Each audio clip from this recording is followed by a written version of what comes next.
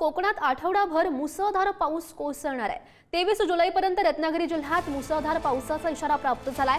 रात्रीपासूनच जिल्ह्यात मुसळधार पावसाच्या सरी कोसळत आहेत आणि जिल्ह्यातील काजळीसह सर्वच नद्या दुथडी भरून सध्या वाहत आहेत। समाधानकारक पावसामुळे ग्रामीण भागात बळीराजा मात्र सुखावलाय आणि या साऱ्याचा आढावा घेतलेला आहे आमचे प्रतिनिधी राजन चव्हाण यांनी। बघूयात।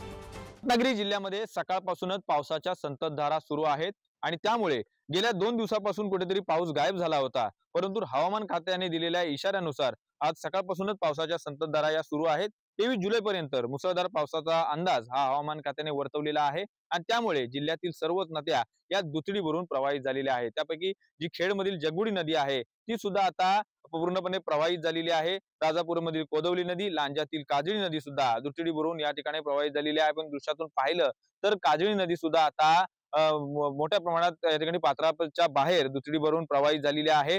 ग्रामीण भागाचा विचार केला तर या समाधानकारक पावसामुळे कुठेतरी लावणी कामे या ठिकाणी गतीला आलेली आहेत। अंतिम टप्प्यातील या लावणी कामामुळे जो समाधानकारी या ठिकाणी पाऊस पडत आहे त्यामुळे बळीराजा देखील समाधानी झाल्याचे चित्र सध्या ग्रामीण भागामध्ये दिसून येत आहे। एकंदरीत पाहिलं तर या सकाळपासून पडणाऱ्या संततधार पावसामुळे एकंदरीतच वातावरणामध्ये सुद्धा गारवा निर्माण झाल्याचे चित्र सध्या दिसून येत आहे। राजन चव्हाण, पुढारी न्यूज, रत्नागिरी।